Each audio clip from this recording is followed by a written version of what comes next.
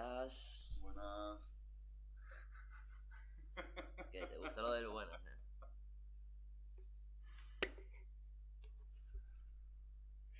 Vamos a esperar unos minutitos, como siempre. Muy temprano por la mañana. Buenos días, buenos días, buenos días. Guau, madrugadores, madrugadores. Buah, sí. Yo tengo unas ganas de estar en la cama, no les voy a mentir.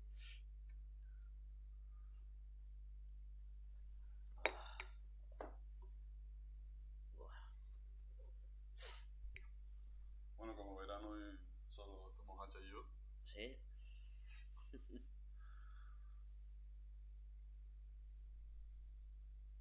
No, esto Aarón tiene explicación porque esto es culpa de Hacha, que me aparece así vestido y digo, ¿cómo voy a salir yo en pijama, no? Sí, es pronto, pero Su tiene... explicación. Sí. Bueno, Soy el culpable, yo soy el culpable. si quieres explicarlo, es una buena noticia al fin y al cabo, ¿no? Ah, refallerito, sí, refallerito. Nada, la cosa es, a partir de ahora cambiamos... Sí, sí, Sí. se nota en el cuerpo. A partir de ahora hemos cambiado un poco los horarios, básicamente porque yo acabo de entrar a trabajar ahora y mis horarios son complicados. Los sábados a las 6 empiezo yo a trabajar, que es supuestamente la hora a la que empezábamos los directos normalmente, entonces para cuadrarlo y seguir manteniendo esto del sábado, que es el día que también nos viene bien a nosotros, pues nos toca madrugar un poquito, algunos más que otros, a lo mejor. Entonces, hombre, yo termino a la 1 de la mañana para despertarme para llegar aquí, o sea, Cuidado, te estaba hablando yo anoche. también. Claro, porque todas estas, yo salí anoche a la 1:12 y estábamos todavía terminando de maquetar las cosas, entonces... Sí. Pero eso, que una disculpa no viene mal decirla, que al final por la organización nuestra propia y temas laborales, pues lo que toca. A ver, Aaron dice que aquí en Londres también, pero yo me levanté a las 7 de la mañana porque la vida me va bien. Yo le arranqué media horita más al despertador, Aaron, no te voy a mentir. Sonó y dije, bueno, H no va a llegar hasta dentro de una hora, voy a arrancarle 20 minutos más y yo qué sé. Sí, esa es otra, si estás estudiando, esa no nos queda otra de levantarse Buenos temprano. días. ¿Qué tal? Estaba saludando a la mitóloga. Por cierto, Aaron, que todo bien con los conocidos familiares que tienes en La Palma. Sí, que eso es un tema que vamos. Sí, o sea, aquí le mandamos un saludo y un abrazo enorme a todos los que están siendo afectados por el volcán. Eso. Me alegro mucho. A ver si sigue todo así. Vamos empezando. Sí. ¿Tú qué tal? No eres la única, no eres la única. Yo también tengo los ojos pegados todavía. Mira, para despertarnos.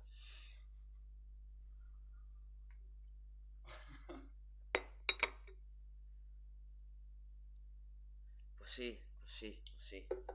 A este todavía le queda la primera siesta y después la segunda. A ver, donde ustedes me ven, yo vengo hoy aquí a dar la cara, me voy a mi casa, desayunaré porque no he desayunado y a dormir. Que después entro otra vez a las 6 a trabajar y está duro. Bueno, pues desde que Sí. más o menos queramos, a ver, Vamos empezando. sí, para los que somos, Bueno, somos lo que somos y estamos lo que estamos. como ya avisamos durante la semana, el directo de hoy va un poco en relación con el de la semana pasada y con los... Sí, el trabajo dignifica. Y cobrar también, sobre todo. Sí, todos queremos comer. Sin duda. Pues eso. Y ojalá pudiera solicitar cambio de horario, Jared, pero la cosa no está tan buena como para eso todavía. Te dejo la palabra, que te he interrumpido yo un par de veces. Pues eso, que va a ser un poco directo conectado con lo que hablamos la semana pasada y con lo que hablaremos en los próximos directos. No sabemos si uno o dos. Eso ya lo iremos desvelando. Y hoy pues vamos a tratar eso, el lugar de Canarias y con respecto a las civilizaciones del Mediterráneo antiguo. Pues a saber, ¿no?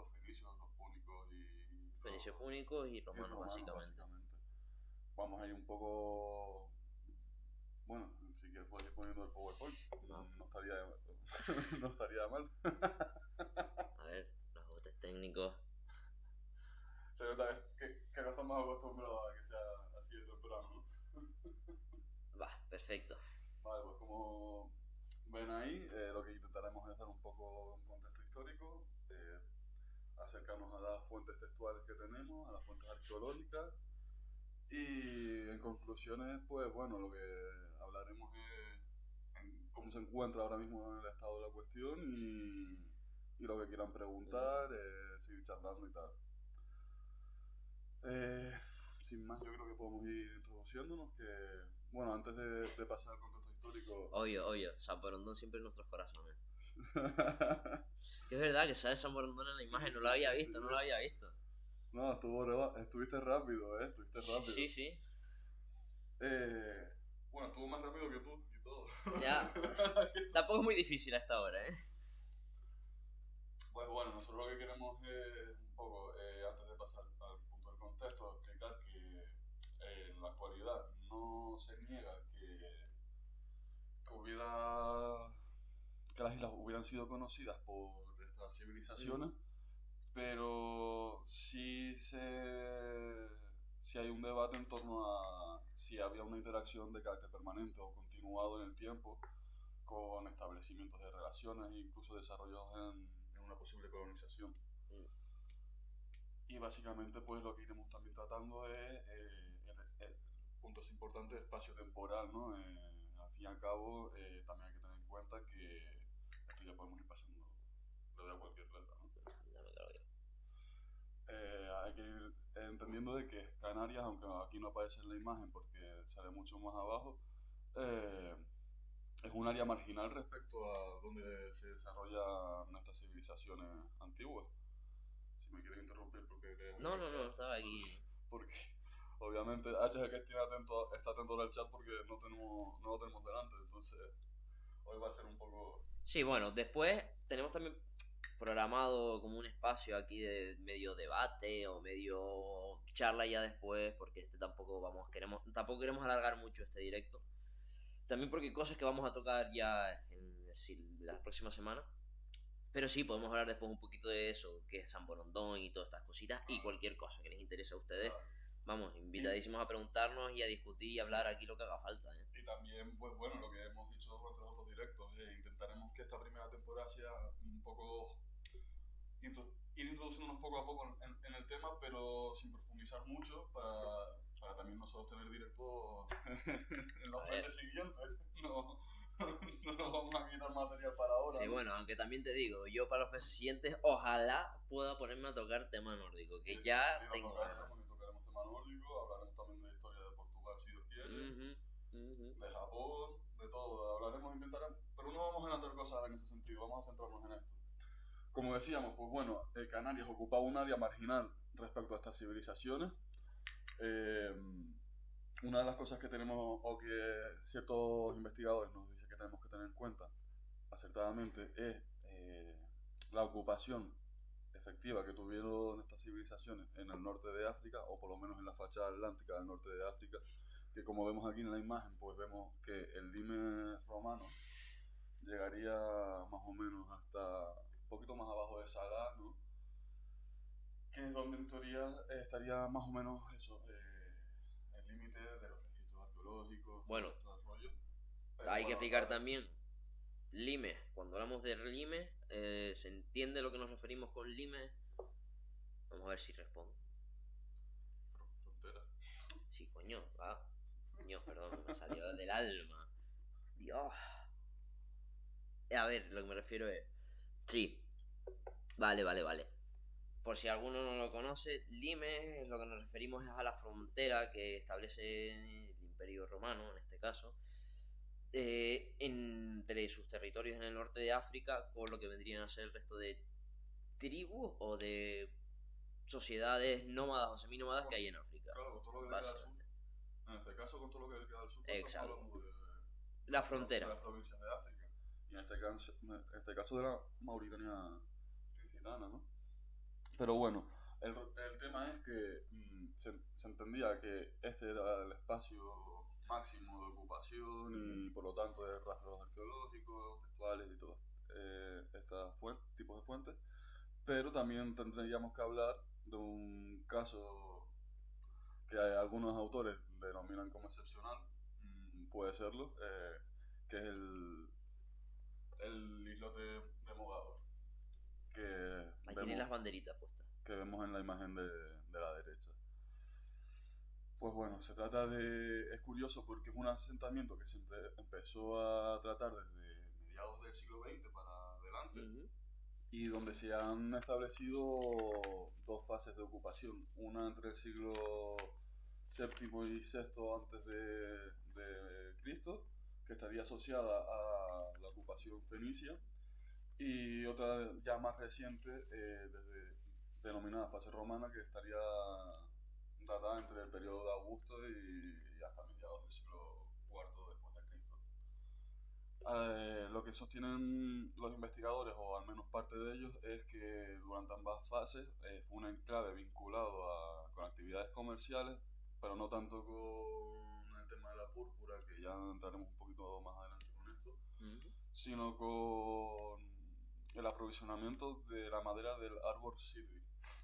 Que bueno, tú me estuviste comentando también algo de... Sí, el uso de vegetales o de plantas para los tintes, más allá de los moluscos. Pero esto vamos a tocarlo en la parte de las púrpuras, porque si no vamos a estar saltando de un lado al otro y aquí no nos entramos ni ellos ni nosotros. Sí. Otra cosa que tenemos que tener en cuenta, y para eso nos apoyamos en la imagen de la izquierda, es que si la navegación o mejor dicho, los navíos que tenían estas civilizaciones eran o estaban capacitados para navegar pues por la zona que vemos de Canarias y el norte de África. Y lo que hemos estado viendo, o los artículos más recientes, nos dicen que a partir del cabo de Juby, que es la banderita que vemos al sur y en la misma línea de Canarias, sí, exacto, Fuerteventura para ser más específico, sería como el límite de una navegación factible para estas civilizaciones de poder volver de regreso con una relativa seguridad. De ahí para abajo, yo creo que no es que se descarte la idea, pero sí entienden que por las corrientes, los vientos y todos estos factores, sería muy complicado. Entonces, bueno, en este sentido, lo que vienen a concluir es eso, que es factible que estas civilizaciones sí pudieran navegar por esta zona. Claro, por ejemplo, y ya yéndonos a casos un poco más recientes en la historia, si uno quiere entender más o menos cómo se fue la expansión europea al Atlántico, ¿vale? Por el Atlántico, hay que tener en cuenta una cosa: los primeros que salen desde Europa y empiezan a circunnavegar África y a crear esas líneas comerciales o esas redes comerciales que llegarán hasta la India y Asia, son los solos portugueses, y el método de navegación para ellos era el descenso, pasando por la zona de Canarias, obviamente, pero el regreso tenían que adentrarse hacia el Atlántico, ¿vale? Rebasando La Palma y el Hierro, adentrarse hasta las Azores, y desde las Azores ya pasa hasta Portugal nuevamente. ¿Por qué? Porque la zona esa que vemos entre Lanzarote y las costas africanas, remontarla en ascenso hasta Europa es complicadísimo. O sea, por las condiciones de los vientos alisios y las condiciones marítimas, ni siquiera las embarcaciones modernas, ¿vale? Tipo galera, galeón y todas estas embarcaciones modernas de las que yo no tengo ni idea. Es lo que hay. Les era muy complicado ese ascenso, entonces había que abrirse, que es lo que se llama la volta do mare o la doble volta. Hay que abrirse hacia el Atlántico y de ahí adentrarse otra vez a Europa, cosa que en esos momentos no tenemos constancia de que ocurra. De hecho, aunque no lo añadimos porque tampoco queríamos profundizar en ese sentido, ese artículo que mencionaba antes precisamente se centra en tres navíos, en el estudio de tres navíos, y aunque considera que tanto los navíos comerciales romanos como... Uf, no me acuerdo del primero, tendría que mirarlo. Pero vamos, descarta los dos primeros, no es que descarte los dos primeros, son barcos que lo podrían hacer o navíos que lo podrían hacer, pero considera que el mejor navío serían los que se relacionan con los hipos gaditanos, que como veremos más adelante en el propio directo, el enclave de Gadir, igual que el de Lixus, van a estar muy vinculados con este tema de las circunvalaciones de la costa africana. Que bueno, antes de pasar también al siguiente apartado, recordar o aclarar que estas expediciones tendrían como objetivo el reconocimiento de recursos y las posibilidades económicas de la fachada atlántica africana, o del norte de África mejor dicho. Y no sé si quieres añadir tú algo más. Bueno, hay autores que, por ejemplo, Enrique González Cravioto, Sí. También aboga por, o también defiende el hecho de que la llegada de marinos aquí puedan ser los que se llaman los marinos de fortuna, ¿no? Son gente que sale, como estamos diciendo, de las costas africanas, llegan a Canarias, pero de manera fortuita, sin una intencionalidad, ¿vale? Con la poca posibilidad a lo mejor de un regreso. De todas maneras, todo esto son temas que quedan muy en el aire porque tampoco es que queden muchos pecios alrededor de las Canarias, al menos en las islas más occidentales, sobre todo por la forma en la que tiene la pendiente y el descenso a las profundidades. ¿De dónde querían ustedes el limes romano hacia el sur? Eso te lo dejo todo para ti, mi niño. Eso se lo podemos preguntar a... No, pregunta Yaret. A Pedro.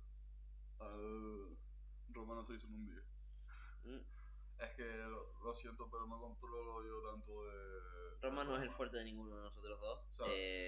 Exacto, sabemos que el Lima se situaba sobre esa zona de Sala y tal, o por lo menos hasta hace unos años, porque puede que haya unas investigaciones más recientes que sí, que hombre, nos corrijan en realidad. También hay que... Nosotros hemos intentado también informarnos a partir de fuentes de los últimos 10 años, 15 años, ¿sabes? No hemos querido ir mucho más atrás, entonces eso no descarta, como nos pasó el director la semana pasada, que este mismo año ya ha salido cualquier investigación, resultado que nos deje roto en lo que estamos diciendo ahora mismo. Claro.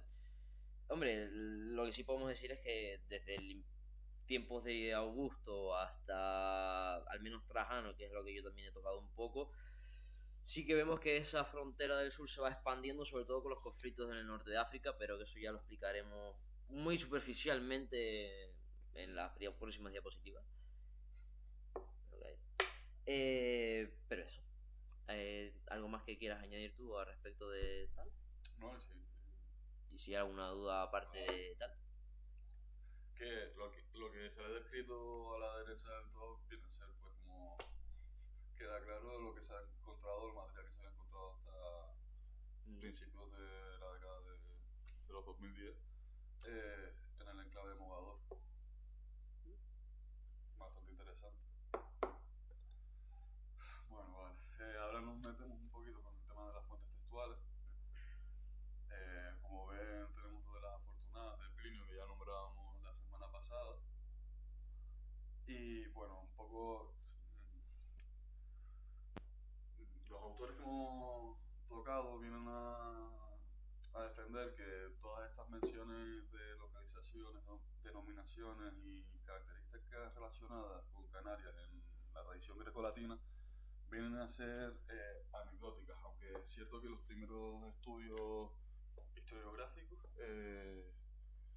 y teorías sobre poblamientos, colonizaciones, intentaron mucho asociarse o vincularse, como decimos la semana pasada, con el mundo clásico del Mediterráneo. Por ejemplo, Vieira y Clavijo en el siglo XVIII es un exponente de esa, teoría. Pero que bueno, que es lo que decimos siempre, toda esta gente pues vivió en un contexto y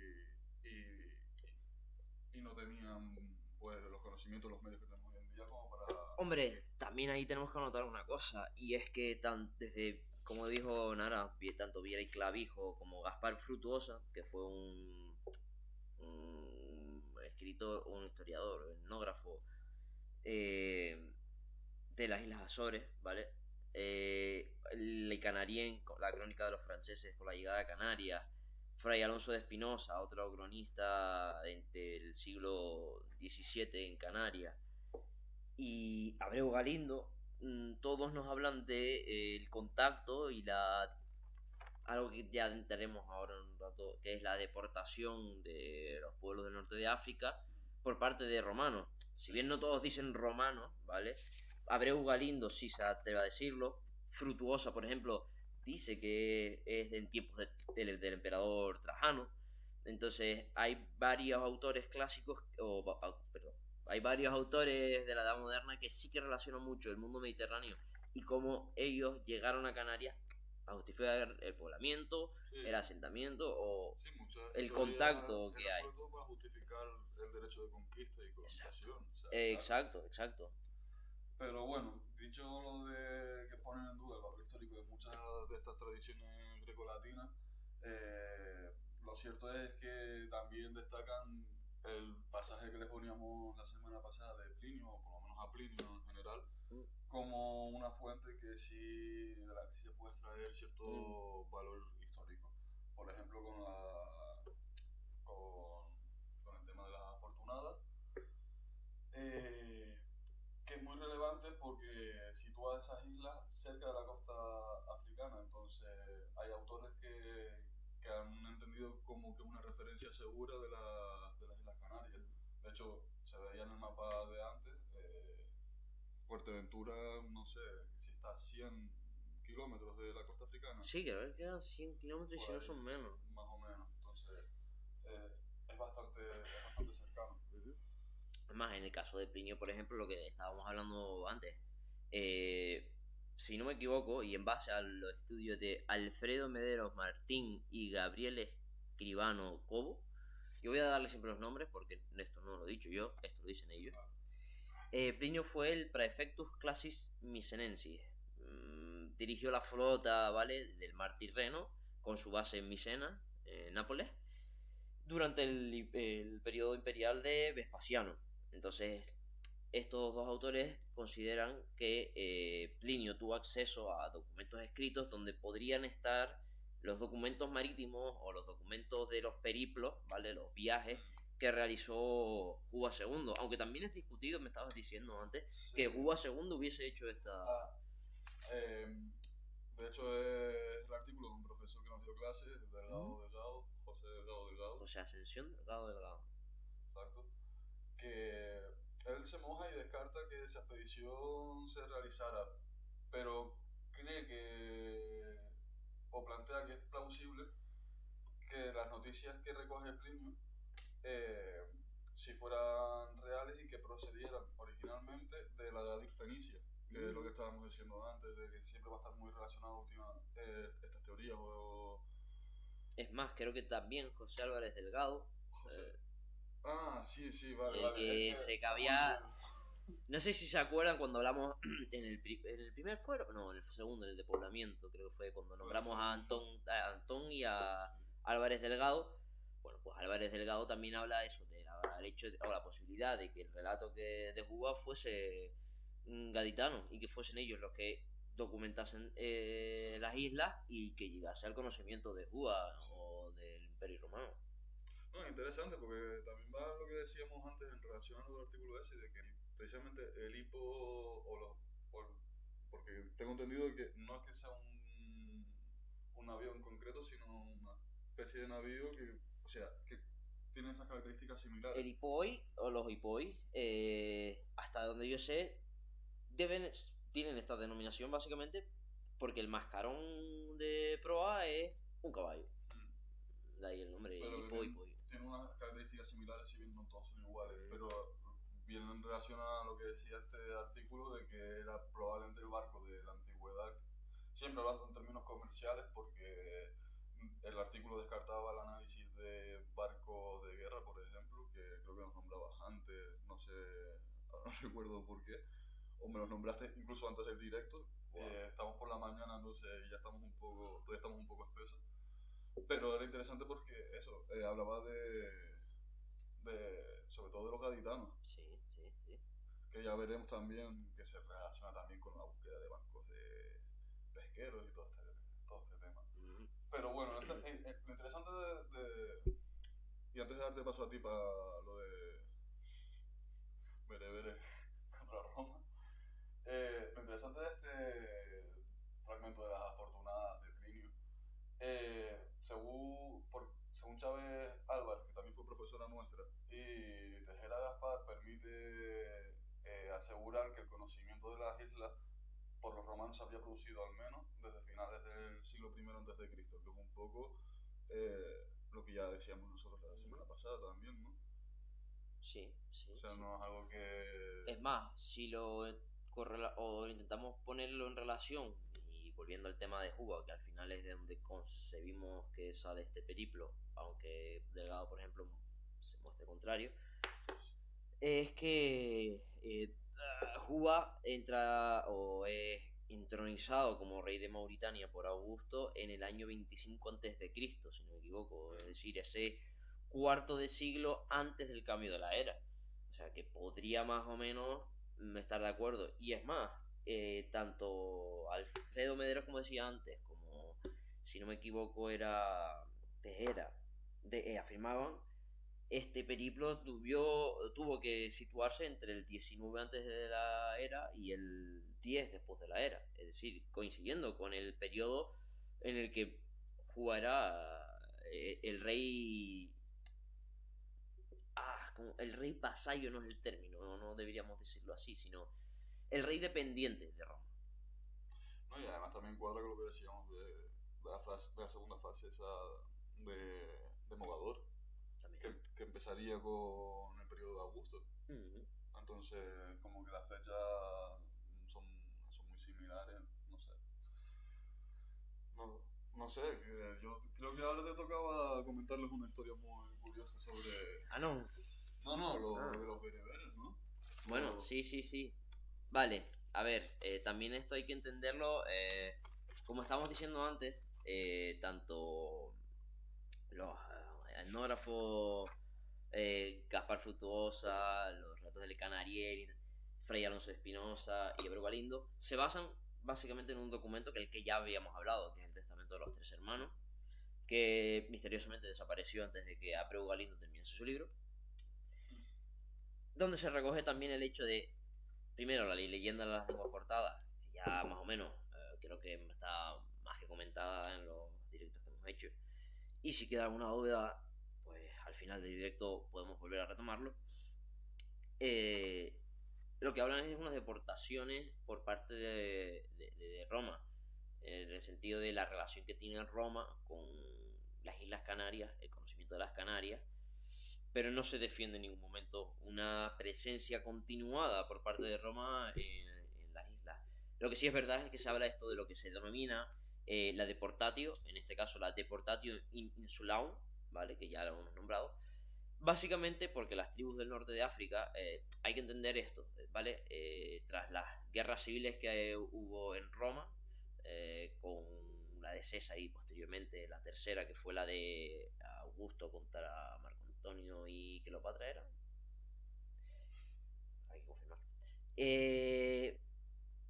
Tras estas guerras civiles, Augusto nombra a Juba II, que había sido educado en su infancia, primero en Mauritania, con su padre Juba I, y posteriormente llevado por Julio César, adoptado como hijo por Julio César y educado junto a Augusto, pues Augusto le entroniza como rey de Mauritania, y obviamente las poblaciones seminómadas que hay por allí no lo consideran como parte de su cultura o parte de su etnia, entendiéndose que su educación no tiene nada que ver con la que ellos han recibido.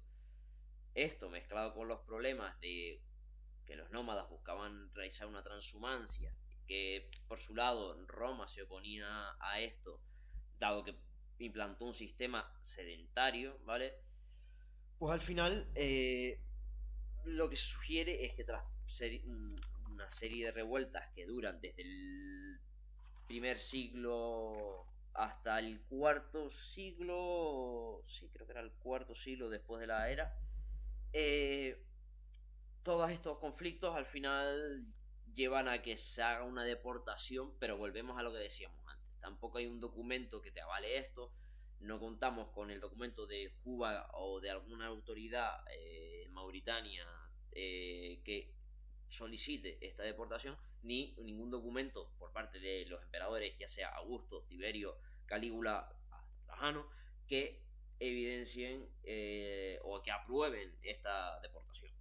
¿Vale? Entonces, nos quedamos ahí un poco bailando, pero sí es verdad que, como trataremos en el próximo episodio y como ya habíamos nombrado, hay muchas poblaciones nómadas o seminómadas del norte de África que sus denominaciones o sus nombres étnicos están muy relacionados con los nombres de los antiguos habitantes de las islas. Por lo que tampoco podríamos evitar plantearnos esto y qué relación podría tener Roma en ese sentido con no solo el poblamiento, sino las relaciones que tuvieron con los que pudieron haber sido los primeros y los antiguos pobladores de las Canarias. Pero en ningún caso estamos diciendo aquí que, y hay que recalcarlo, que Roma se asentase o se estableciera en las islas, como muchas veces se ha defendido.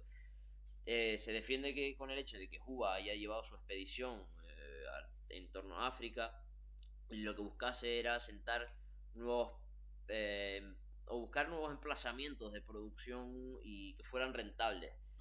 Pero al final, si nos damos cuenta, la mayoría de recursos con los que cuentan Canarias se encuentran también en zonas de la península ibérica, en la propia actual Marruecos, Túnez, Somalia, Sudán. Es decir, se encuentran en sitios que eran mucho más rentables de explotar. Porque al fin y al cabo, como decíamos al principio, recordemos que Canarias está en un área marginal y aunque fuera factible para los navíos de estas civilizaciones navegar por esa zona con relativa seguridad, es obvio que el coste era, no sé si llegaban a rentabilizar. A Roma le es más fácil ir hasta Mauritania, que es la zona del actual Marruecos. Perdón. Le es más fácil llegar hasta allí y explotar los recursos que hayan allí que coger embarcaciones e ir hasta la zona de Canarias. Además, hay que tener en cuenta una cosa: Mauritania per se no contaba con una flota.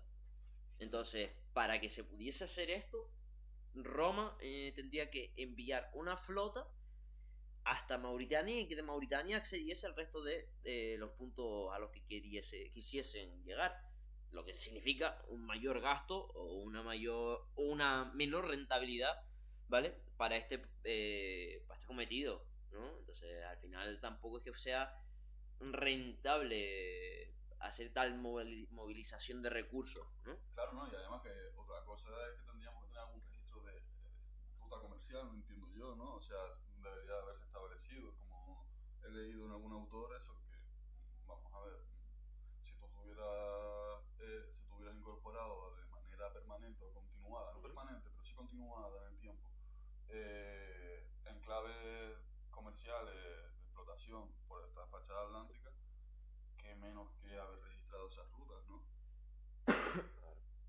Sobre todo por toda esa navegación que viene detrás de ellos y tal.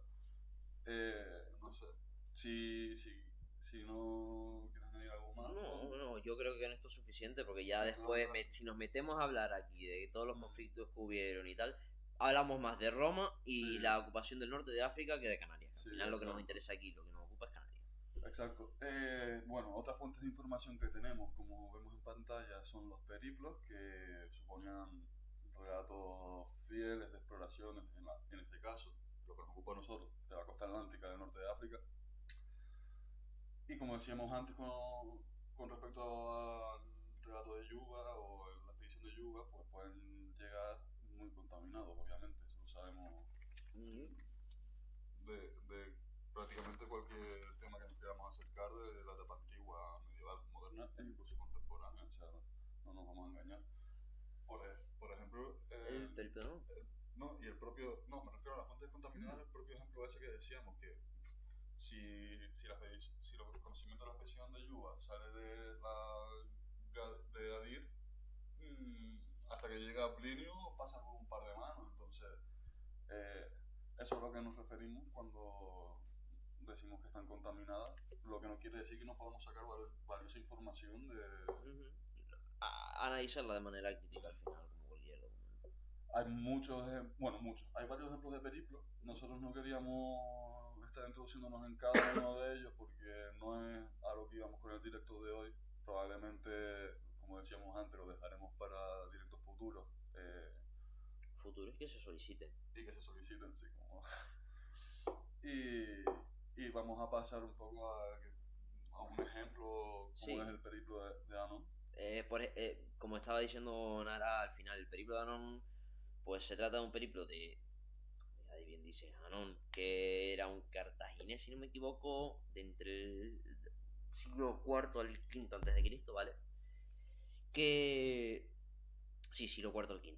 Que manda una expedición similar a la que parece que hace Juba para el reconocimiento de las costas africanas, que está compuesto por 18 párrafos, ¿vale? Este documento tiene un problema. Fue descubierto en el siglo XVI, en 1533. ¿Por qué digo que esto es un problema? Porque las interpretaciones que han salido de este documento llevan haciéndose desde hace mucho tiempo y a lo mejor la manera en la que se ha hecho no es la manera en la que actualmente concebimos se debe hacer un análisis histórico de un documento. Luego, entre el tiempo que ha pasado, las ideas que se le han incorporado y las reflexiones que hay por todos lados sobre este periplo, lo hacen muy complejo. Lo que sí, por ejemplo, defienden, como decíamos antes, Esther Chávez y Antonio Tejera, es que en los párrafos del 1 al 8 se evidencian una cierta veracidad en comparación al resto de los párrafos. Sobre todo porque tiene bastante relación al final con lo que describe Plinio. Vemos que más o menos casa una descripción con la otra, ¿vale? Y podría evidenciarnos eso, las expediciones fenicias por el norte de África.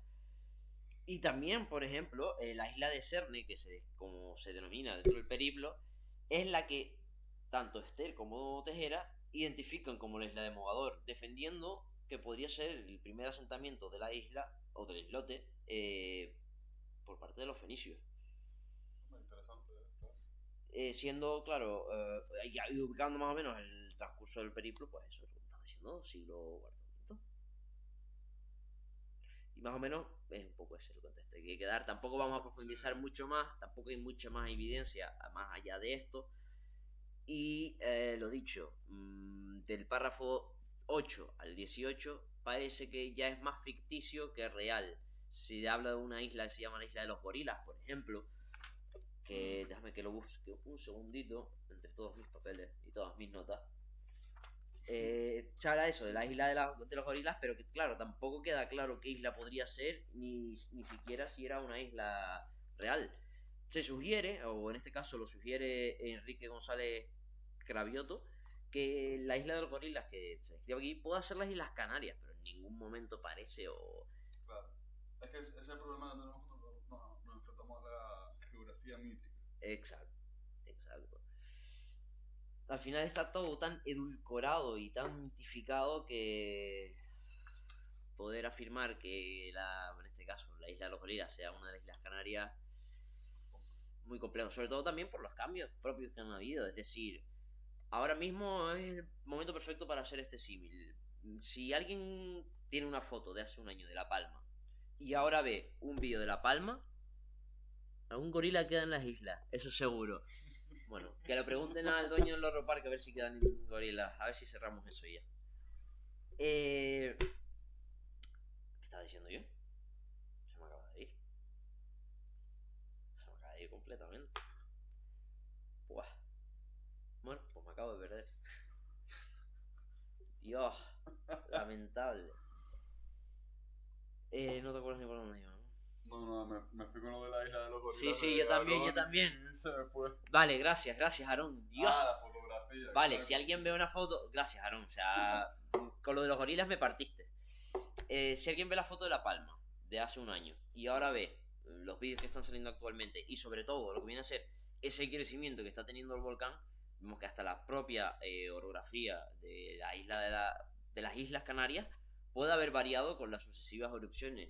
A día de hoy nosotros no sabemos cuántas erupciones hubieron desde el origen de las islas hasta la llegada de los castellanos. Sí es que es verdad que a partir de ese punto hay más documentación que hace referencia a eso, a las sucesivas erupciones, pero antes de eso no tenemos tanta constancia como para saber cómo ha cambiado la isla y cómo ha evolucionado.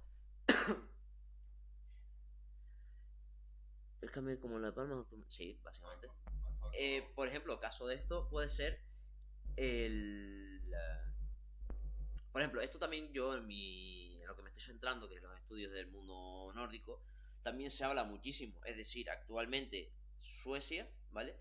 Crece a un nivel de de un par de milímetros al año. Y el ascenso y la altura, creo que llegaba a 6 metros de altura que ha subido Suecia en comparación al periodo que nosotros llamábamos en ese momento la edad de hierro tardía. Es decir, que el nivel, tanto el nivel del mar como la expansión territorial de la isla, o en este caso de Suecia, ¿vale?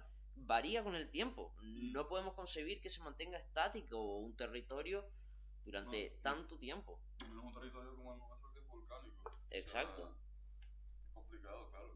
Eso hay que tenerlo también en cuenta. Vamos a pasar a las fuentes arqueológicas, anda, que si no... Bueno, aunque tú, antes de meternos en esto, creo que tú querías hablar de la fuente de las ánforas subacuáticas, ¿no? Sí, podemos hablar un poco de ese tema. Se ha hablado mucho también eso, el tema de los pecios hundidos alrededor de Canarias. Y hay muchos autores y artículos que se basan en las ánforas encontradas en los fondos subacuáticos para justificar la relación que tiene con Canarias y con Canarias, con Roma y con los fenicios púnicos. Espérate, porque Aaron está hablando. Y más territorios como el nuestro que de vez en cuando explotan y un volcán. Claro, claro, exacto. El tema de que tengamos un volcán que está expulsando materiales continuamente que remodelan o reestructuran la isla, te impide pensar que siempre ha sido igual y que la descripción que hizo una persona, que por ejemplo, Plinio es del año 98, pero si estamos hablando que el texto de Plinio fue redactado por parte de las Cortes de Juba, estamos hablando de que fue redactado entre el 25 a.C. al 17 después de Cristo, si no me equivoco con la fecha. Entonces, ha corrido mucha agua, o mucha lava en este caso, y ha cambiado mucho las islas. Hombre, sin ir más lejos, volviendo al ejemplo de La Palma, que ha tenido 3 erupciones en los últimos 100 años, contando con esta, pues sí, sí ha cambiado con respecto a cómo lo veía, los palmeros que veían la isla hace justo 100 años, pues... Justo 100 años, justo hace 2 semanas. O 3, Exacto. o sea, que ha crecido, ¿cuánto creció? 20 ¿cuánto viste? Creo que el cono este estaba ya en 200 metros o algo así. No sé, una cosa así escuché ayer. La verdad es que tampoco estoy seguro. Bueno, pues retomando el tema de los yacimientos o de los pecios hundidos y las ánforas, ¿vale? A ver, es un tema complicado porque muchos de estos testimonios subacuáticos, ¿vale? Este material encontrado normalmente no se encuentra con nada asociado, ¿vale? Que podamos relacionar para establecer una cronología exacta. Hasta 2006, ¿vale? Se habían encontrado 16 ánforas, de las cuales 9 quedaban en suspensión y el resto tenían una cronología que estaba comprendida entre el siglo XVI y el siglo XIX. Es decir, que poco tiene que ver con el mundo romano o el mundo fenicio púnico. Y después, de las otras 9 que quedan, como ya decíamos antes, las zonas costeras, por ejemplo, de Tenerife, La Gomera, La Palma, El Hierro y Gran Canaria, el descenso que hace la costa para adentrarse al fondo marino es muy pronunciado, a diferencia, por ejemplo, de Lanzarote Fuerteventura. Sí. Por lo que si hubiese algún tipo de pecio, podría haber caído en el fondo del mar con los movimientos de las mareas y el único resto que quedaba era eso, el ánfora, que muchas veces al tratar de extraerla se partía o que en muchos casos no quedan las partes principales para identificar a la cerámica. Esto es algo que, por ejemplo, defiende, como vimos otra vez, Tejera y Esther, que se han dedicado a estudiar bastante este tema, que dicen eso exactamente. O sea, no tenemos una morfología, ¿vale? O no contamos con toda la pieza arqueológica en sí para poder decir, vale, es romana o vale, es fenicia, sino que, mira, sí, parece similar a, sí, vale, la terracota puede haber procedido de esta zona, o las arcillas parece que vengan de esta otra zona, pero no podemos datarlas precisamente, y además incluso pueden tratarse de copias, no se ha podido hacer un estudio lo suficientemente profundo, al menos con lo que yo cuento de información, que es hasta el 2006, que ya está bastante antiguado, no hay ninguna evidencia palpable que te demuestre eso. Pero parece que la cosa en tierra cambia con respecto Sí, a los especios, ¿no? sí, claro, porque muchos de estos autores, investigadores, especialistas, a estas ánforas que ha nombrado Hacha le añaden pues los diferentes yacimientos que vemos en pantalla. Por ejemplo, respecto a los pozos del Rubicon, la primera imagen que aparece, ¿no? A la izquierda del todo, según, si no recuerdo mal, también los propios Esther y Antonio eran los que definen que no son evidencias seguras de que puedan atribuirse a la cultura material de púnicos, fenicios, esto sí, de fenicios, púnicos o romanos, de ese orden respectivamente, pero que sí es cierto que otros tantos investigadores han relacionado estas estructuras con una factoría instaurada originalmente por los fenicios y que después sería utilizada o reutilizada por los propios romanos. Me imagino que me pasa igual que con Hacha, estos son estudios de hace un par de años, a lo mejor se ha seguido avanzando, pero bueno, yo lo que les muestro es un poco el debate ese. Mientras unos creen que no se puede atribuir a estas civilizaciones, otros ya lo están defendiendo.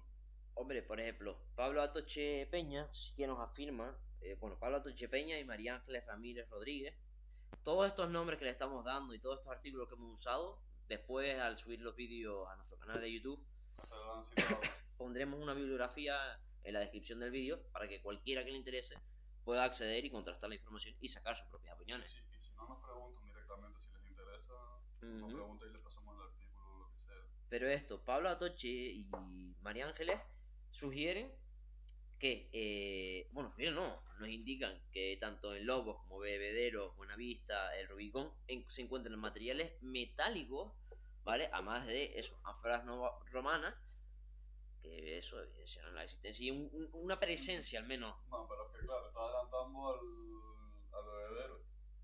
En el bebedero precisamente sí encontré que se hace referencia no solo a fragmentos cerámicos que vendrían un poco a añadirse a esos que nombrabas antes subacuáticos, ¿no? Sino que se encuentra pasta vitria Sí. y 9 fragmentos metálicos de cobre, bronce y hierro, que esas sí se relacionan con gente romanizada al menos. Si no con romanos propiamente dicho, pues con gente romanizada, que es lo que a veces tenemos que... Y como habíamos dicho, en Canarias no habían metales. Lo que haya unas piezas metálicas en Canarias te indica que tiene que haber sido importado o... sí, haber sido importado o venido con alguna persona que haya llegado hasta las islas. Y que, bueno, las teorías en relación a este yacimiento, pues, que, o sea, las teorías que han querido vincular, pero con el tema también del mundo mediterráneo, vienen a plantear de que se trata de una factoría, en este caso ganadera, y de carácter estacional. O sea, ya por lo menos no se mojan en que sea un enclave permanente o de ocupación continuada, ¿no? Y que estaba en funcionamiento entre febrero y abril, donde se procesaba la carne y la piel de un elevado número de ovejas y cabras, con destino, una vez salado, a los mercados del Mediterráneo a través de la Galicia fenicia. Es interesante, sobre todo los restos que se han encontrado, por lo que decía precisamente Hacha, el tema metálico. O sea, viene un poco a corroborar esa hipótesis o no esa hipótesis, sino ese planteamiento que decíamos al inicio de que no se niega, por lo tanto, los contactos o el conocimiento de las Canarias por parte de estas civilizaciones. Y la llegada, o sea, la llegada es evidente. Si encontramos materiales metálicos asociados a gente romanizada y si estamos encontrando elementos de cerámica procedentes del mundo mediterráneo, estar en Canarias estuvieron. Sí. Ahora, decir que se asentaron y que crearon unas bases continuadas para su estacionamiento, a lo mejor ahí ya estamos aventurándonos demasiado en esa afirmación. Y aquí en este caso lo asociamos también con el último ejemplo que ponemos, que es el yacimiento de Islote de Lobo. La verdad es que tampoco hemos podido acceder a mucha información. Más allá de los artículos periodísticos Sí. que hay y algún que otro artículo científico. Sí, sí. Y de este yacimiento, pues decir que se está planteando como una factoría romana de explotación de púrpura, pero es bastante curioso que bastantes especialistas han señalado que, en base a lo que se plantea, de que este yacimiento hubiera sido un enclave de ocupación continuado o que se hubiera expandido en el tiempo, ¿no? Y por los restos que tenemos de los concheros, hubieran sacado un total de 6-7 gramos de púrpura. Y yo no sé hasta qué punto es rentable venir a Canarias para sacarte 6 gramos de púrpura en Bueno, escena. En este caso también hay que explicar, la púrpura de la que hablamos, que se extrae, sería la que procede de una especie de molusco que se llama Muricidae. Bueno, un molusco, ¿vale? Del que se extrae el tinte este rojo o purpúreo, que será usado por las élites del mundo romano, si no me equivoco. Sí, por la élite. Sí, básicamente. Pero también habría que señalar un poco lo que nos comentó Yare la semana pasada de... Sí. ¿No? De que, bueno, nosotros estuvimos hablando de que existen eso, un par de enclaves por la fachada entre Mogador y el cabo de Jubi, Yubi, que hablábamos antes. Y claro, que esto se vendría produciendo porque por la misma presión de esos comerciantes. Es decir, yo quiero sacar rentabilidad económica de X producto, me quiero asentar en este punto, pero ya está ocupado. Pues esa presión me obliga a desplazarme un poco más hacia el sur y así, y a lo mejor... Alza la voz porque Laura nos está diciendo que no se escucha. Pues sube el volumen, Laura. Vamos a ver si... Podemos subir aquí el volumen. No, la tenemos al máximo. Tenemos todo esto al máximo. Vamos a ver un momento. No. Que va. Lo tenemos al máximo. Vale. Ahora que se perdió fui yo. Sí, estábamos hablando del tema de las púrpuras, los moluscos, los asentamientos y las presiones comerciales a lo mejor que habían obligado que desde la fachada atlántica que estábamos diciendo de África, más cercana a Canarias, fuera de ahí desde donde se fuesen y bueno, esa presión comercial y esa competencia comercial lo que hiciera que algún que otro aventurero decidiese, oye, ¿y si ponemos esto por aquí? Tienes que... Aaron dice que yo proyecto, que tú tienes que acercarte un poquito más al micro. Yo me tengo que acercar más. Es que a veces me acusan de estar gritando cuando hablo y no he querido tampoco ponerme en ese punto. A ver si los vecinos nos van a tocar, que tampoco es plan. Pero bueno, en definitiva, el tema este de Islote de Lobos, pues es algo que tenemos que seguir. Ya son... ¿Qué hora es? Son las 11 de la mañana, ya está permitido hablar alto. ¿Qué vas a ver? Mira, a las 11 de la mañana. Si a mí después se me pone a las 9 de la mañana con el martillo todos los días. Bueno, pero no tienes por qué ser tú también igual de mala persona, ¿no? No, hombre, pero ya se van siendo horas, hay que despertarse, disfrutar de la vida, mirar el sol. Sí. No sé, estamos hablando de esto, de la púrpura. ¿Tenías tú preparado, te habías leído el tema de la púrpura de los Sí. A ver, también hay que entender una cosa. El tinte rojo no tiene solo y exclusivamente por qué venir de los moluscos, ¿vale?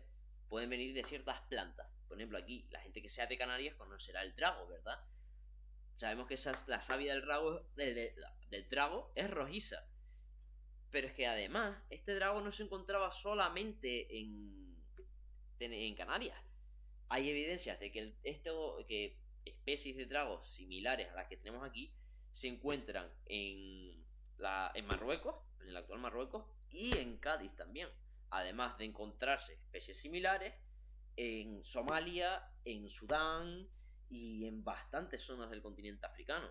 Entonces, ¿era rentable venir aquí a explotar 6 gramos, como tú decías, de molusco para extraer púrpura cuando, aun siendo de calidad inferior, podría sacar un tinte muy similar de especies vegetales?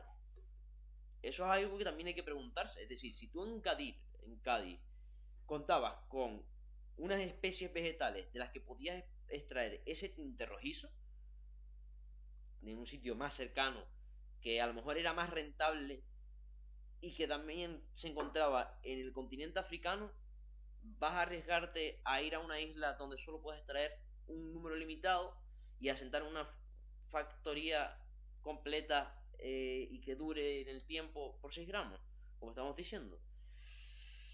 Cabe replanteárselo, pero lo que queda claro es que no se limita este tinte a proceder desde un molusco. No, pero también habría que recordar o añadir al tema de la púrpura que también estas teorías que buscan un trasfondo económico también nos hablan bueno, lo diré, lo de los bancos de peces. Los túnidos, sí.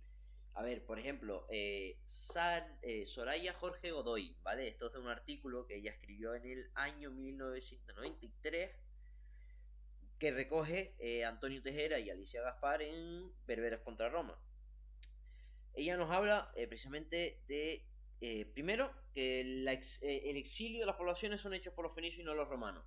Ahí no nos vamos a meter ahora. Pero sí que habla que los fenicios, ¿vale?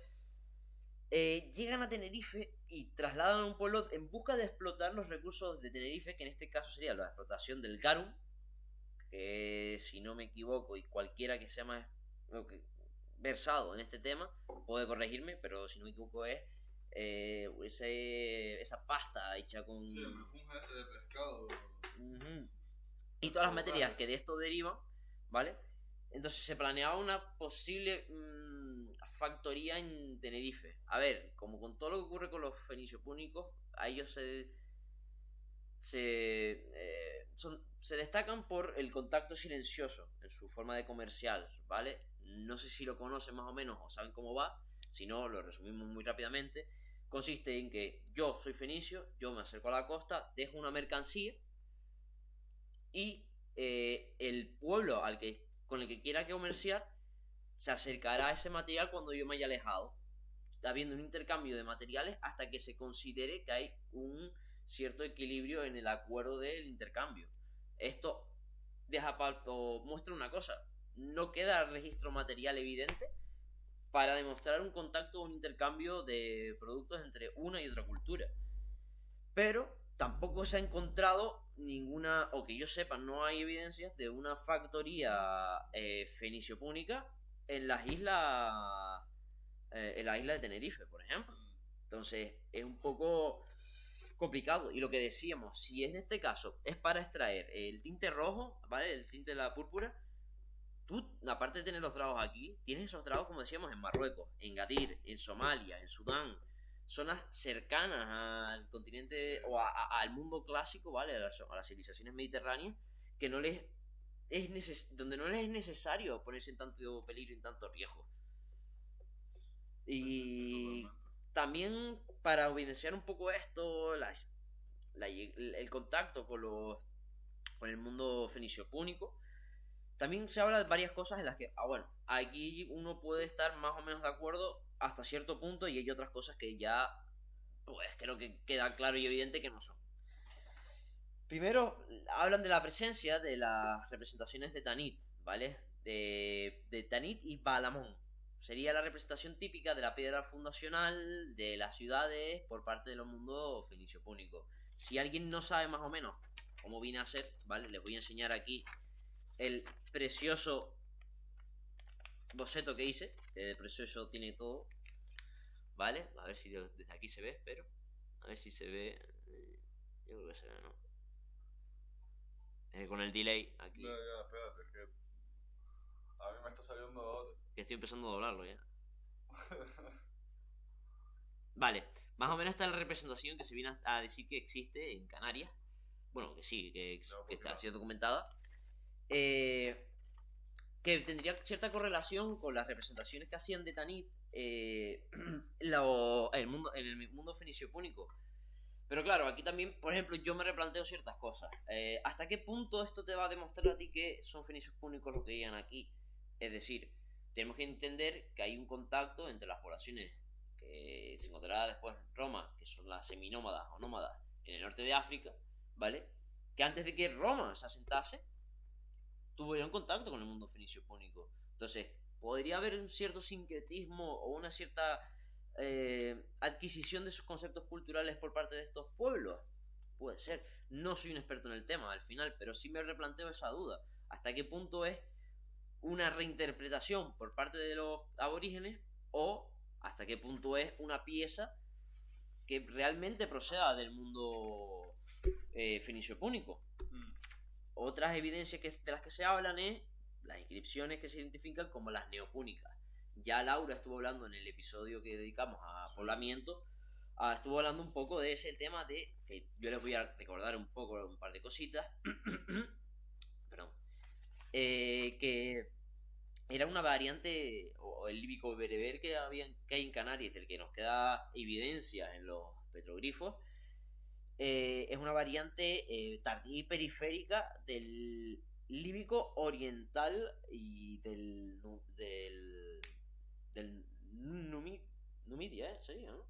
Bueno, de la zona de la zona de Túnez y el noreste de Argelia, ¿vale? sí. Entonces, a lo mejor es complicado hacer esa relación, pero por cronología, que se sitúa entre el segundo siglo antes de nuestra era y el cuarto después de nuestra era, pues mira, al retrotraerse hasta el segundo antes de nuestra era, podría casar con la caída de Cartago, que vendría a ser en el 1400, en el 146 antes de Cristo. Entonces, queda esa pequeña posibilidad, pero a lo mejor no es tan evidente como estábamos diciendo. No, de hecho hay autores que de momento no dan esa credibilidad a estas inscripciones por la dificultad de datarlas, de las interpretaciones que hacen otros investigadores en su propio beneficio y estas cosas, pero Hombre, están trabajando en ello. O sea, también se argumenta el uso de los grabados que hay en Canarias de barcos, ¿vale? En este caso, la autora, Soraya Jorge Godoy, te señala que son grabados de hipoi, de lo que decíamos, de barcos fenicios. gaditano. Exacto. A ver, puede ser y tendría relación con lo que estábamos hablando de Álvarez Delgado, con lo que estábamos hablando de... también tú nombraste bastante a Gadir, si quieres argumentar por esa parte algo. No, yo los autores, como digo, Gaspar Rodríguez, que se dedica a ver los análisis de la navegación, como te decía, que al final, mira, pues él analizaba el gábulo fenicio, la cladivata romana y el hipoi gaditano. Son los tres barcos o tres navíos que él considera que en este contexto en el que se intenta incorporar a Canarias en la expansión comercial que realizarían esta civilización por el norte de África, serían esos navíos los que más posibilidades tienen de hacer esas travesías de una forma relativamente segura. Pero como decíamos antes, tenemos un nulo registro arqueológico en ese sentido. Y también tenemos un nuevo registro en cuanto al establecimiento de unas rutas comerciales, o de unas rutas comerciales de carácter continuado y permanente, que es lo que intentan sostener desde cierto ámbito de la academia, ¿no? O del ámbito científico.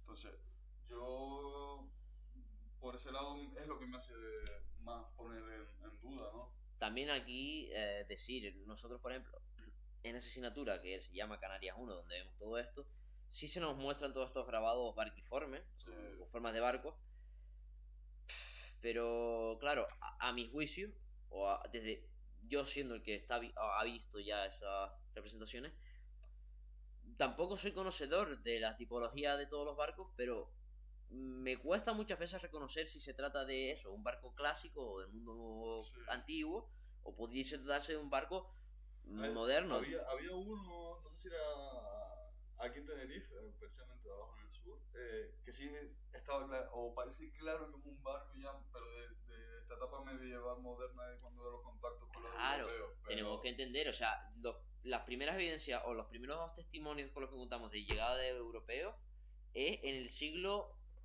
XIII, si no me equivoco, en el 1230 y algo, 2000, o 1200 y largo, no me acuerdo exactamente la fecha. Entonces, podrían ser grabados que representen esos barcos, ¿no? sí, podría hacerlo, claro.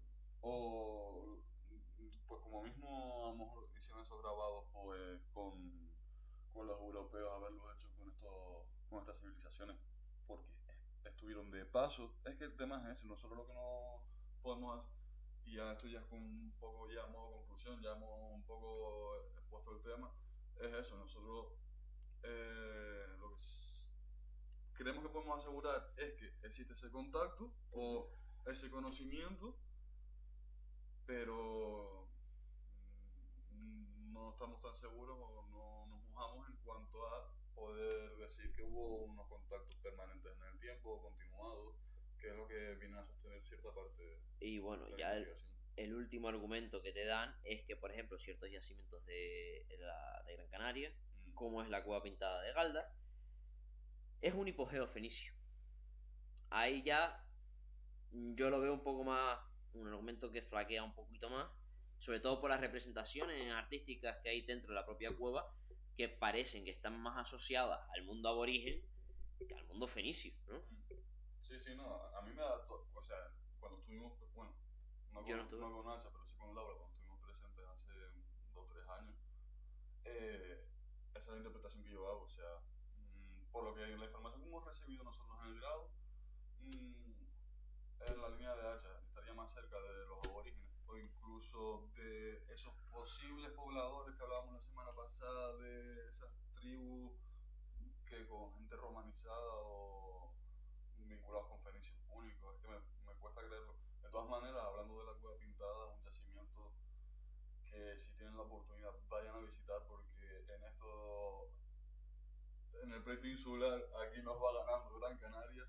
A lo mejor no es el mejor sitio del mundo en cuanto al cuidado del patrimonio, pero en Canarias es sin duda la isla top en ese sentido. Y Dentro de los problemas que puedan haber o no, en comparación con el resto de islas, pues sí, Gran Canaria tratan bastante mejor el patrimonio que muchas y otras. en este caso pues tienen muy bien planteado el yacimiento lo tienen cubierto, un recorrido guiado, hay algunas cosas que podríamos echar abajo, pero bueno. Laura afirmando lo mismo que dices tú, muy bien visualizado y muy Sí. bien cuidado. Y aparte de eso, pues tampoco tengo mucha más información para hablar de esto, de qué conexión tiene con el mundo fenicio púnico Canarias, sino la frase o el párrafo que señalan o que dice Antonio Tejera y Alicia Gaspar. Hay una ausencia en el registro material asociado que dificulta el mantenimiento de una hipótesis que hable de un contacto continuo con el mundo, entre el mismo fenicio púnico y las Islas Canarias. En base al registro material y las pruebas radiocarbónicas, que sitúan el poblamiento sobre todo entre el primero antes de Cristo y el primero después de Cristo, las posibles primeras llegadas de pobladores, tampoco parece que concuerde cronológicamente con lo que comenta Soraya Jorge Godoy, ¿no? Es decir, si estamos hablando que ya el siglo I antes de Cristo, que es desde el año 100 hasta el año 1 antes de Cristo, ¿no? O del 99 al 1, no coincide con la caída de Cartago en ese sentido, sino que ya estamos viendo que hay un asentamiento cada vez más fuerte por parte de Roma en el norte de África. Sí, claro, pero como todo, va una transición, no se acostaron cartagineses. Obviamente, claro. todo es algo transicional, ¿no? Pero si tienes a una fuerza que se está encargando de ocupar el territorio, ¿tú no consideras que a lo mejor dificultaría eso a los gaditanos, o a los gaditanos no, a los fenicios púnicos, el hecho de salir de hacia Canarias con navegación? ¿No sería un impedimento para ellos las fuerzas romanas que intentan establecer el control de todo el territorio? Podría serlo, claro, podría serlo. Son dudas que tengo, preguntas. También podría no serlo. Obviamente. Es que también estás preguntando al de contemporánea, ¿sabes? También. Eso también hay que tenerlo en cuenta, ¿no? Yo te digo, es interesante lo que planteas por eso, porque al fin y al cabo Roma sí parece que, por lo menos de cierta, como decíamos antes, de Lima, esa frontera para arriba, se intenta hacer esa ocupación de una forma más efectiva que a lo mejor de la que vemos con los fenicios o los jónicos, que se asientan más en esos enclaves costeros. Claro, sobre todo tenemos que entender que el tema del norte de África y sobre todo en Egipto serán el granero para Roma, es decir, de ahí van a extraer todos los recursos alimenticios que los que carecerá o de los que irá careciendo progresivamente la península itálica y el continente europeo per se. Sin duda. Pues si no tienes algo más que apuntar, podemos pasar a las conclusiones, preguntitas, debate y lo que quieran. ¿Te parece? Sí, claro, vamos a estar un ratito más, me van a permitir un segundo que me levante, pero les dejo en buenas manos los próximos 3 minutos. Bueno, buenas tardes, chicos, buenos días. Si tiene algo, alguno quiere decir algo, anotarnos algo, lo que sea, estamos aquí abiertos a echar charlita. También si me acompañan hasta que llegue Nara de donde se haya ido, se los agradezco, tal.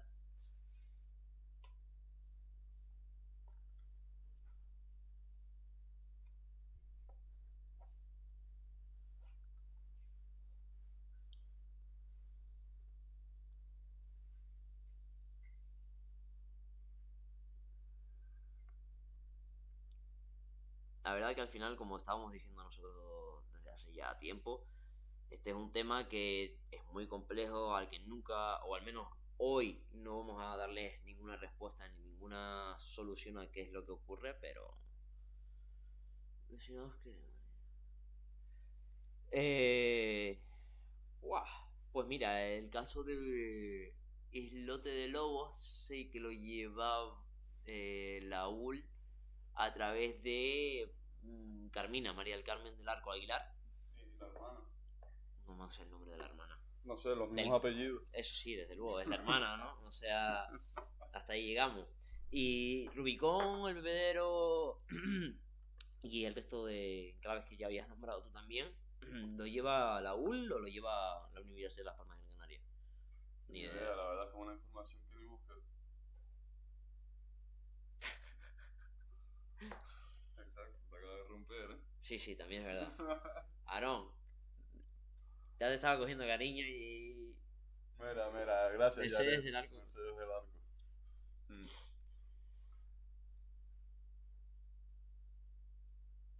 Zetas llegaron a las islas de San Borondón y pusieron ahí esto. ¡Buah! Vamos a hablar de San Borondón. Venga, vamos a darle un ratito. A ver, para quien no lo sepa. El bebedero por Paula Toche, así que ya lo sabes, Laura, de la Universidad de Gran Canaria.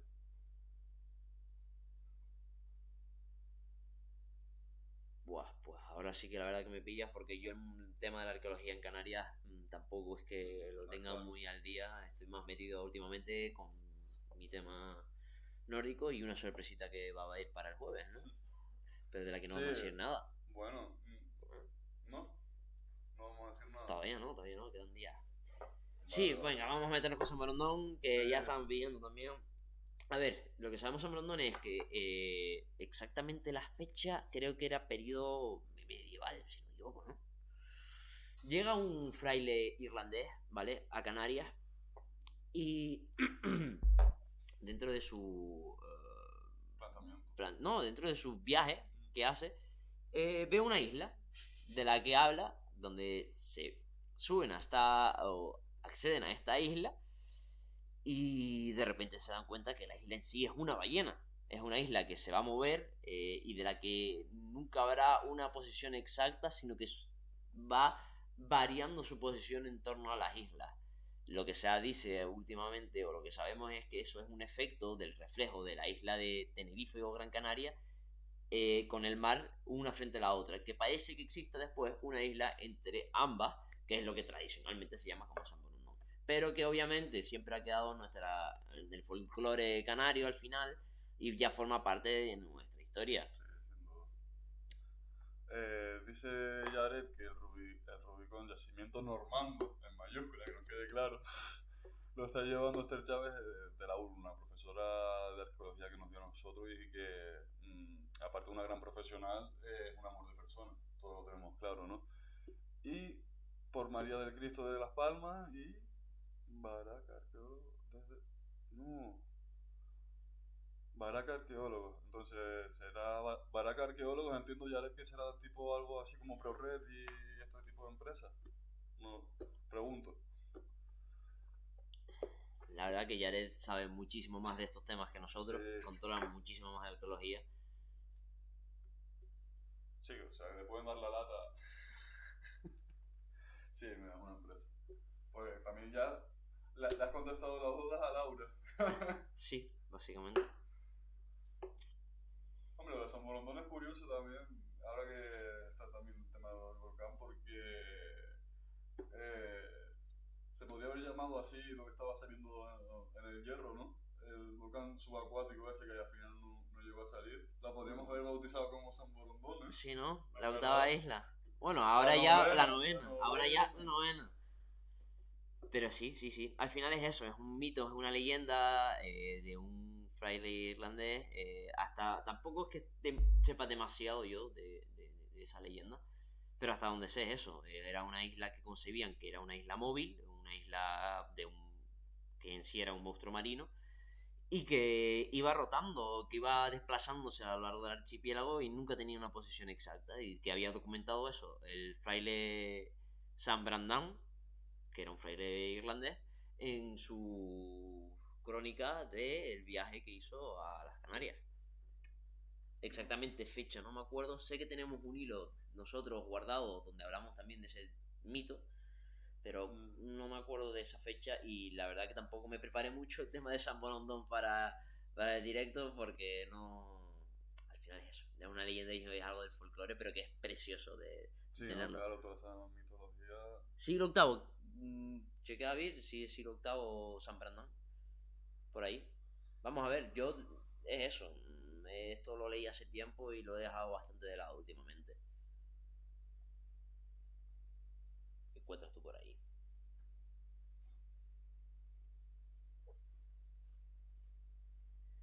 Siglo sexto. Nos confirma Aaron. Te creo, Aaron. No lo voy a ni a seguir buscando, con eso digo todo. Pero eso es un mito bastante bonito. Y es, la verdad que en ese sentido, ya derivando aquí un poco el tema, es verdad que, por ejemplo, los cuentos estos y las leyendas canarias son bastante bonitas y al final han quedado en nuestro recuerdo. Como por ejemplo, no sé si conocen el parque del Garajonay, el propio mito sobre Gara y Jonay, que también tocaremos a lo mejor en el próximo directo. Lo confirma también la mitología. Sí. A mí no me miren que los expertos son los otros y otras. Bueno, al final chequear una fecha tampoco creo que tenga problema, pero sí, vale. Si alguno quiere saber alguna otra cosita de la que hemos hablado y quiere comentar algo más o charlar de alguna cosita en especial. De hecho, yo te diría algo más, Aaron. En realidad, eh, Garage Donai es mucho más bonita que la de Romeo y Julieta, ¿eh? A ver, también es porque nos toca a nosotros que es de nuestra tierra, ¿no? No nos vamos a mentir. Pero la verdad que el mito de Garage es un mito bonito. Un mito bonito. La mitología de Canarias es preciosa. Sí, sí, sí, sí, sí. Exacto, exacto. Es más, yo creo que hay un libro. Claro, yo soy del 98. El libro este me lo dejaron a mí, pues habrá sido el año 2006, 2007. Estaba yo todavía en el colegio. Y el libro se llama Leyendas del Agua. Y te recoge bastantes de los mitos de aquí de Canarias. Garajonay, San Borondón te lo recoge también. Eh, Uno de un gigante que se había muerto ahogado y algo de esto. No me acuerdo cuál de las islas era. Es bastante bonito, es bastante bonito. A lo mejor un día podemos dedicarle eso a temas de mitos y mitología canaria Estaría más bien. en profundo. Pues bueno, no, yo te voy a decir una cosa. Ya te has intentado leer lo de Romeo y Julieta 3 veces más que yo. Pues esos dos, el juramento de Acerina, la pared de Roberto, no me suena, no me suena. Yo también te digo y repito, llevo un par de días que he estado desconectado del tema mitología canaria y he estado desconectado del tema Canarias y que me he dedicado un poco a mi tema y a la sorpresita que tenemos para el jueves que requiere un poquito también de concentración por mi parte, sobre todo porque no tiene nada que ver con mi periodo. Voy soltando pollitas, yo voy soltando perlitas, ¿no? Y a ver quién lo pille. Hombre, sí. Yo creo que la persona... Es que La Palma está full de leyendas. Sí, sí. Mm, es que la persona que va a venir, pues ya lo sabes, ¿no? Hombre, esa persona que va a venir sí lo sabe, pues. Bueno, estaba aquí como... Pero los demás no, los demás no. ¡Ojo! Yo no sé si quieren... Sí, si hay algo más que decir, si no, yo con sus permisos me gustaría echarme una siestita también, que me toca trabajar después de la tarde. Cualquiera que se echar una visita o que quiera echarse un cafecito y contribuir a mi sueldo, pues se dé un paso por el tontito, por favor. Así me ayudan a comer. No, Aarón, será secreto probablemente esta mañana. O sea... Sí, totalmente, ¿no? Yo ya estoy desconectado. Estoy totalmente desconectado. El Don Tito aquí en la laguna, ¿no? Sí. Aprovechamos y hacemos ya promoción también. Sí, claro. Que bueno, nos habían ofrecido en su momento incluso alguna mesa en el local para hacer entrevistas. Sí, lo que pasa es que tenemos que ir mejorando El setup y varias cositas primero, pero sí. estaría interesante. Mira, pues Aarón lo conoce, el Don Tito, ¿no? Pues sí. Como para no conocerlo, ¿no? Pues ya sabes, Aarón, cuando tengas por aquí estás invitado. Yes. Si vienes un martes, viernes, sábado o domingo, puede que te atienda. Si no, estaré en mi casa descansando. 10 años. Eso es... Bueno, no vamos a meternos en ese tema porque eso es muy oscuro. Lo de Baristo, pero bueno. Bueno, que hace 10 años yo tenía tu edad, creo. Casi. Muchas gracias, Aaron. Estaríamos encantados de recibirte aquí, de verdad. A ti y a todos los que están en el chat, aunque hay algunos que ya son de por aquí. Sí. Bueno. No, sí, queda grabado y encima en YouTube, que ahí no se borra. Así que, bueno, no... Chicos, si no hay nada más así que quieran discutir o que quieran comentarnos o lo que quieran hablar, vamos a ir cerrando este directo. Ya para la próxima semana, para el... El jueves traeremos una sorpresita. Sí, no hablaba de esa. Y el sábado, pues, nos meteremos un poco en... Exacto, en principio tenemos una idea que a lo mejor dividimos en dos el directo del próximo sábado. Sí, pero que vendría a ser un poco hablar de la sociedad, la economía, sí. La mitología que desarrollan pues las diferentes culturas isleñas aborígenes. De forma temática, ¡guau! La semana que viene, semana track. Uf. Bueno, mano. Se puede pensar, Aaron, se puede pensar. Lo ponemos en la propuesta. La pena es que aquí donde estamos no podemos usar zapatos, si no nos veíamos con hasta las plataformas y todo. Sí. Es que... Sí. Es que no nos dejan utilizar zapatos en casa, así que... Dejémoslo ahí. Pues... Eso, muchas gracias por venir otra vez a este directo, que encima ha sido por la mañana y que las habrá cogido pues un poco como a nosotros, espeso. Atravesado, además. Como los japos, dice. No, Aaron, te tomo la palabra, que me lo apunto. Y bueno, yo creo que... Chicos, que tengan un buen fin de semana, que el sábado les sea provechoso, que lo disfruten. Una buena semana, como decían también. Y nos vemos el jueves. Un beso enorme y hasta la próxima. Yes.